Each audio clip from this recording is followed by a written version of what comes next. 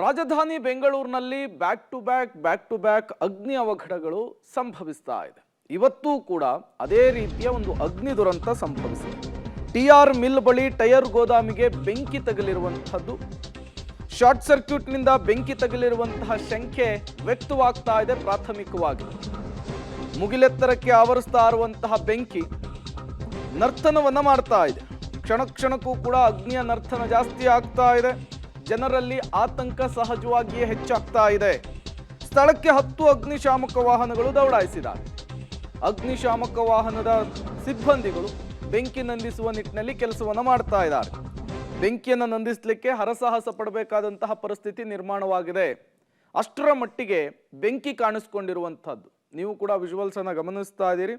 ಮತ್ತೊಂದು ಅಗ್ನಿ ಅವಘಡ ಬೆಂಗಳೂರಿನಲ್ಲಿ ಆಗಿರುವಂತಹದ್ದು. ಯಾವ ರೀತಿ ದಟ್ಟ ಹೊಗೆ ಆವರಿಸ್ತಾ ಇದೆ, ಬೆಂಕಿ ಧಗಧಗಿಸ್ತಾ ಇದೆ ಅನ್ನೋದನ್ನ ನೀವು ದೃಶ್ಯದಲ್ಲಿ ಗಮನಿಸ್ತಾ ಇದ್ದೀರಿ. ಮತ್ತೊಂದು ಕಡೆ ಈ ಬೆಂಕಿಯನ್ನು ನಂದಿಸಲಿಕ್ಕೆ ಅಗ್ನಿಶಾಮಕ ದಳದ ಸಿಬ್ಬಂದಿಗಳು ಹರಸಾಹಸ ಪಡಬೇಕಾದಂತಹ ಪರಿಸ್ಥಿತಿ ನಿರ್ಮಾಣವಾಗ್ತಾ ಇದೆ.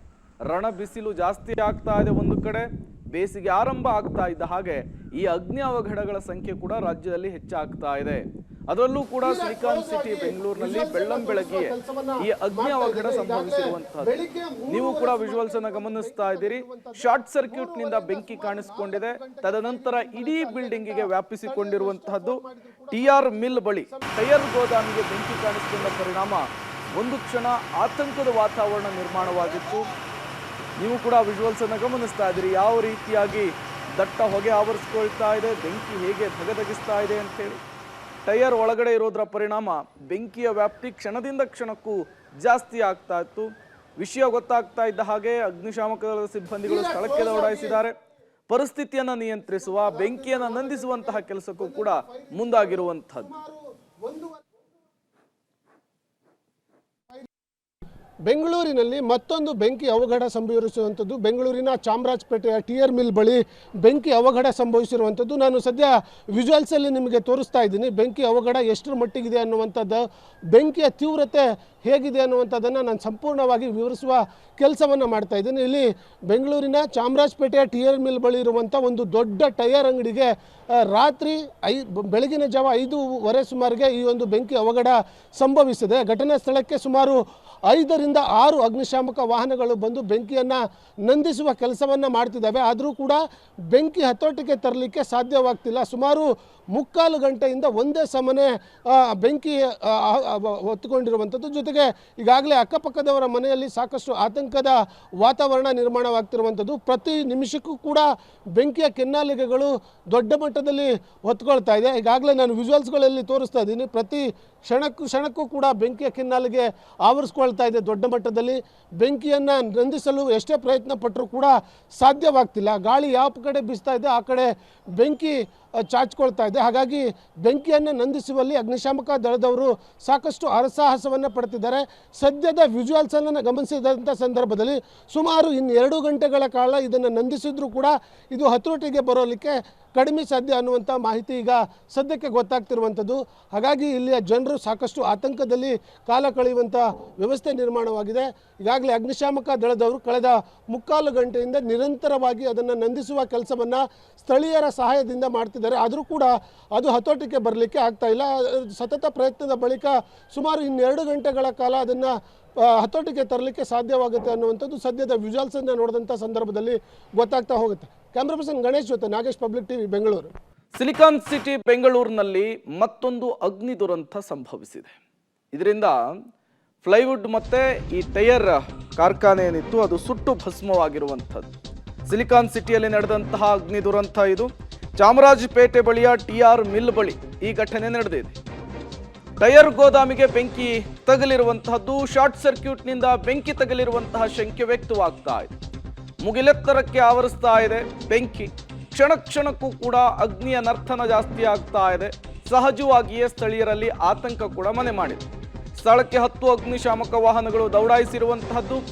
ಬೆಂಕಿಯನ್ನು ನಂದಿಸಲಿಕ್ಕೆ ಅಗ್ನಿಶಾಮಕ ದಳದ ಸಿಬ್ಬಂದಿಗಳು ಹರಸಾಹಸವನ್ನ ಪಡ್ತಾ ಇದ್ದಾರೆ. ಅಷ್ಟರ ಮಟ್ಟಿಗೆ ಬೆಂಕಿ ಕಾಣಿಸಿಕೊಂಡಿದೆ.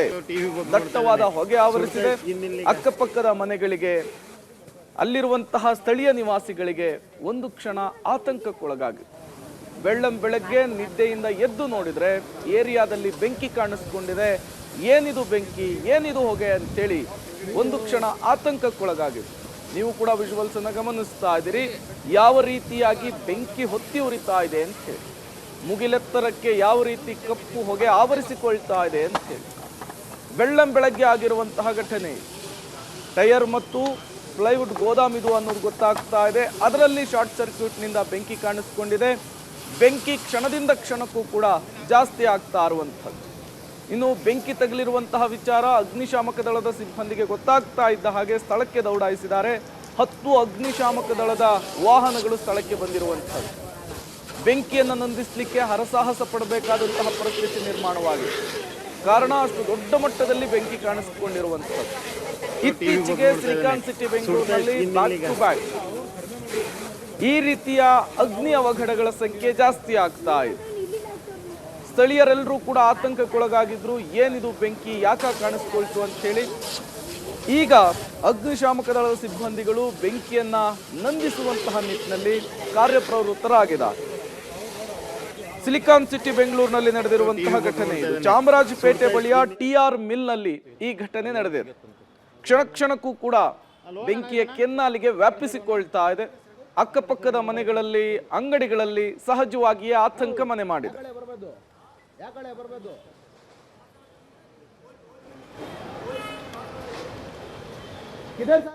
ಇದೇ ವಿಚಾರಕ್ಕೆ ಸಂಬಂಧಪಟ್ಟಂತೆ ಮತ್ತಷ್ಟು ಡೀಟೇಲ್ಸ್ ಅನ್ನು ಕೊಡ್ತಾರೆ ನಮ್ಮ ಪ್ರತಿನಿಧಿ ಉಮೇಶ್. ನೇರ ಸಂಪರ್ಕದಲ್ಲಿ ಜಾಯಿನ್ ಆಗಿದ್ದಾರೆ. ಉಮೇಶ್, ಯಾಕಾಗಿ ಈ ಬೆಂಕಿ ಕಾಣಿಸ್ಕೊಂಡಿದ್ದು, ಸದ್ಯಕ್ಕೆ ಪರಿಸ್ಥಿತಿ ಹೇಗಿದೆ? ಪ್ರೇಮ್, ಇದು ಶಾರ್ಟ್ ಸರ್ಕ್ಯೂಟ್ ಇಂದ ನಡೆದಿರುವಂಥ ಘಟನೆ ಅಂತ ಶಂಕೆ ವ್ಯಕ್ತಪಡಿಸಲಾಗಿದೆ. ಆದರೆ ಇಲ್ಲಿವರೆಗೂ ಕೂಡ ಬೆಂಕಿಯನ್ನು ನಂದಿಸೋದಕ್ಕೆ ಅಗ್ನಿಶಾಮಕ ಅಧಿಕಾರಿಗಳು ಪ್ರಯತ್ನ ಪಟ್ಟರು ಕೂಡ ಕಂಟ್ರೋಲಿಗೆ ಬರ್ತಾ ಇಲ್ಲ. ಯಾಕೆಂತಂದರೆ ಇದು ಟೈರ್ ಗೋಡೌನ್ ಆಗಿರೋದ್ರಿಂದ ಟೈರ್ಗಳು ಎಷ್ಟೇ ಬೆಂಕಿ ನಂದಿಸೋಂಥ ಪ್ರಯತ್ನ ಮಾಡ್ತಿದ್ರು, ಪದೇ ಪದೇ ಅದರ ಬೇರೆ ಬೇರೆ ಕಡೆಗಳಲ್ಲಿ ಅದು ಏನು ಬೆಂಕಿ ಹೊತ್ಕೊತಾ ಇರುವಂಥದ್ದು. ಹಾಗಾಗಿ ಆ ಬೆಂಕಿ ನಂದಿಸೋದಕ್ಕೆ ಬೆಳಗ್ಗೆ ಸುಮಾರು 4 ಗಂಟೆಯಿಂದ ಇವಾಗ 8 ಗಂಟೆ ಆಗ್ತಾ ಇದೆ. 4 ಗಂಟೆಗಳ ಕಾಲ ಪ್ರಯತ್ನ ಮಾಡಿದ್ರು ಕೂಡ ಕಂಟ್ರೋಲಿಗೆ ಬರ್ತಾ ಇಲ್ಲ. ನೀವು ನೋಡ್ತಾ ಇರ್ಬೋದು, ಏನು ಸಿಬ್ಬಂದಿ ಏನಿದ್ದಾರೆ ಎಲ್ಲೆಲ್ಲಿ ಬೆಂಕಿ ಹತ್ಕೊಳ್ತಾ ಇದೆ ಅಲ್ಲೆಲ್ಲ ಕಡೆ ಕೂಡ ಕಂಟ್ರೋಲ್ ಮಾಡೋದಕ್ಕೆ ಪ್ರಯತ್ನ ಪಡ್ತಾ ಇದ್ರು ಕೂಡ ಗೋಡನ್ನ, ಅಂದರೆ ಈ ಗೋಡನ್ ಏನಿದೆ ಇದರ ಅಕ್ಕಪಕ್ಕದ 3 ಗೋಡನ್ಗಳು ಕೂಡ ಬೆಂಕಿ ಆಗಿರೋ ಪರಿಣಾಮವಾಗಿ ಬೇರೆ ಬೇರೆ ಕಡೆಗಳಲ್ಲಿ ಪದೇ ಪದೇ ಬೆಂಕಿ ಹೊತ್ಕೊತಾ ಇರುವಂಥದ್ದು. ದೊಡ್ಡ ಮಟ್ಟದಲ್ಲಿ ಹೊಗೆ ಕೂಡ ಇಡೀ ಏರಿಯಾನ ಕವರ್ ಮಾಡಿರುವಂಥದ್ದು. ಸಾಮಾನ್ಯವಾಗಿ ಆ ಟೈರ್ಗಳು ಸುಟ್ಟಾಗ ಯಾವ ರೀತಿಯಾಗಿ ಹೊಗೆ ಬರುತ್ತೆ ಮತ್ತು ಆ ವಾಸನೆ ಬರುತ್ತೆ, ಅದು ಇಡೀ ಚಾಮರಾಜಪೇಟೆ ಏರಿಯಲ್ಲೆಲ್ಲ ಕವರ್ ಆಗಿರುವಂಥದ್ದು. ಇದರ ಹಿಂಭಾಗಕ್ಕೆ ವಾಸಸ್ಥಾನ ಅಂದರೆ ಮನೆಗಳಿದ್ದಾವೆ, ಆ ಮನೆಗಳಿಗೂ ಕೂಡ ಡ್ಯಾಮೇಜ್ ಆಗಿರುವಂಥ ಅಷ್ಟು ದೊಡ್ಡ ಮಟ್ಟದಲ್ಲಿ ಈಗ ಬೆಳಗಿಂದಲೂ ಕೂಡ ಬೆಂಕಿ ಹೊತ್ತಿ ಉರಿತಾ ಇರುವಂಥದ್ದು. ಹಾಗಾಗಿ ಏನು ಈ ಗೋಡೌನ್ ಏನಿದೆ ಇದು 3 ಗೋಡೌನ್ಗಳು ಕೂಡ ಬೆಂಕಿ ವ್ಯಾಪಿಸಿದ್ದು. ಲಕ್ಷಾಂತರ ಮೌಲ್ಯದ ಟೈರ್ಗಳು ಸುಟ್ಟು ಭಸ್ಮ ಆಗಿದ್ದಾವೆ. ಮತ್ತು ಏನು ಟಾಪ್ ಏನಿತ್ತು ಆ ಟೆರೆಸ್ ಅದು ಕೂಡ ಕುಸಿದು ಬಿದ್ದು ಈಗ ಬಿಡ್ದಿರುವಂಥದ್ದು. ಅದು ಎಲ್ಲವೂ ಕೂಡ ಸಂಪೂರ್ಣವಾಗಿ ಏನು ಕಟ್ಟಡ ಕೂಡ ಎಲ್ಲ ಕರಕಲಾಗಿರುವಂಥ ಪರಿಸ್ಥಿತಿಯಲ್ಲಿ ನಮಗೆ ಕಾಣ್ತಾ ಇರುವಂಥದ್ದು. ದಟ್ಟ ಹೊಗೆ ಇರೋ ಕಾರಣಕ್ಕಾಗಿ ಅಕ್ಕಪಕ್ಕದ ಮನೆಗಳಿಗೆ ಎಷ್ಟರ ಮಟ್ಟಿಗೆ ಡ್ಯಾಮೇಜ್ ಆಗಿದೆ ಅನ್ನೋದು ಸದ್ಯಕ್ಕೆ ಗೊತ್ತಾಗೋದಿಲ್ಲ. ಹಾಗಾಗಿ ಈಗ ಏನು ಇಲ್ಲಿವರೆಗೂ ಕೂಡ ಸುಮಾರು 10 ಅಗ್ನಿಶಾಮಕ ವಾಹನಗಳು ಬಂದು ಕೆಲಸ ಮಾಡಿದ್ದೇವೆ. ಪ್ರಮುಖವಾಗಿ ಮತ್ತೊಂದು ವಿಚಾರ ಏನಂದರೆ ಇಲ್ಲಿ ನೀರು ಕೂಡ ಸಿಗ್ತಾ ಇಲ್ಲ. ಹಾಗಾಗಿ ಖಾಸಗಿ ವಾಹನಗಳ ಏನು ಟ್ಯಾಂಕರ್ಗಳನ್ನು ಬಳಸಿ ಇಲ್ಲಿಗೆ ನೀರು ತಗೊಬರುವಂಥದ್ದು, ಆ ಮುಖಾಂತರ ಅಗ್ನಿಶಾಮಕ ವಾಹನಗಳನ್ನು ಬಳಕೆ ಮಾಡಿ ಏನು ಹೊಗೆ ಬೆಂಕಿಯನ್ನು ಕಂಟ್ರೋಲ್ ಮಾಡುವಂಥ ಕೆಲಸವನ್ನು ಮಾಡ್ತಾ ಇದ್ದಾರೆ. ಆದರೂ ಕೂಡ ಕಂಟ್ರೋಲಿಗೆ ಬರ್ತಾ ಇಲ್ಲ. ಸದ್ಯದ ಪರಿಸ್ಥಿತಿ ನೋಡೋದಾದರೆ ಇನ್ನೂ 1-2 ಗಂಟೆಗಳ ಕಾಲ ಆಗುತ್ತೆ ಇದನ್ನು ಕಂಟ್ರೋಲ್ ಮಾಡೋದಕ್ಕೆ. ಅಷ್ಟೊಂದು ದೊಡ್ಡ ಮಟ್ಟದಲ್ಲಿ ಹೊಗೆ ಕವರ್ ಆಗ್ತಾ ಇರುವಂಥದ್ದು. ಆ ಪ್ಲಾಸ್ಟಿಕ್ ವಸ್ತುಗಳಾಗಿರೋ ಕಾರಣಕ್ಕಾಗಿ ಅಕ್ಕಪಕ್ಕದಕ್ಕೂ ವ್ಯಾಪಿಸೋ ನಿಟ್ಟಿನಲ್ಲಿ ಎಲ್ಲ ಕಡೆಗಳಲ್ಲೂ ಕೂಡ ಬೇಕಾದಂಥ ಭದ್ರತೆಯನ್ನು ಕೂಡ, ಅಂದರೆ ಯಾರು ಕೂಡ ಅಲ್ಲೆಲ್ಲ ಓಡಾಡ್ದಂಗೆ ಅಕ್ಕಪಕ್ಕದ ಅಂಗಡಿಗಳಲ್ಲಿ ಯಾರು ಕೂಡ ಇರದಂತೆ ಎಲ್ಲರನ್ನೂ ಕೂಡ ಹೊರಗಡೆ ಕಳಿಸಿದ್ದಾರೆ. ಮತ್ತು ಇಲ್ಲಿರುವಂಥ ಅಕ್ಕಪಕ್ಕದ ಮನೆಗಳೇನಿದ್ದಾವೆ ಹಿಂಭಾಗಕ್ಕೆ ಅವ್ರನ್ನೂ ಕೂಡ ಮನೆಗಳಿಂದ ತೆರವು ಮಾಡುವಂಥ ಕೆಲಸ ಮಾಡಿರುವಂಥದ್ದು. ಇನ್ನೂ ಕೂಡ ವಾಹನಗಳು, ಅಗ್ನಿಶಾಮಕ ವಾಹನಗಳು ಬರ್ತಾನೆ ಇರುವಂಥದ್ದು. ಹಾಗಾಗಿ ಇನ್ನೂ ಕೂಡ ಈ ಬೆಂಕಿ ಕಂಟ್ರೋಲ್ ಮಾಡೋದಕ್ಕೆ ಒಂದಷ್ಟು ಸಮಯ ಬೇಕಾಗ್ತದೆ. ನೋಡ್ಬೋದು, ಇದು 3ನೇ ಅಂದರೆ ಬೆಂಕಿ ಬಿದ್ದಿರೋ ಗೋಡೌನಿಂದ 4ನೇ ಗೋಡೌನ್ ಇದು. ಇಲ್ಲೇನೋ ಬೇರೆ ದಿನಸಿ ವಸ್ತುಗಳ ಗೋಡೌನ್ ಇದೆ. ಈ ರೀತಿಯ 4 ಗೋಡೌನ್ಗಳು ಇವಾಗ ಸದ್ಯಕ್ಕೆ ಬೆಂಕಿಯಲ್ಲಿ ಎತ್ತಿ ಉರಿದಿರುವಂಥದ್ದು. ಅವೆಲ್ಲವೂ ಕೂಡ ಟೈರ ಅಂಗಡಿಯ ಗೋಡೌನ್ಗಳಾಗಿರೋ ಕಾರಣಕ್ಕಾಗಿ ಬೆಂಕಿ ನಂದಿಸೋದಕ್ಕೆ ಕಷ್ಟ ಆಗ್ತಾ ಇದೆ. ಮತ್ತು ದೊಡ್ಡ ಮಟ್ಟದಲ್ಲಿ ಹೊಗೆ ಸೇರ್ಕೊತಾ ಇರೋ ಪರಿಣಾಮವಾಗಿ ಜನ ಕೂಡ ಇಲ್ಲಿ ಬರೋದಕ್ಕೆ ಕಷ್ಟ ಆಗ್ತಾ ಇರುವಂಥದ್ದು. Prem. Okay, thank you Umesh ತಮ್ಮೆಲ್ಲ ಮಾಹಿತಿಗಾಗಿ. ಇವನಂದ್ರೆ ಇಲ್ಲಿ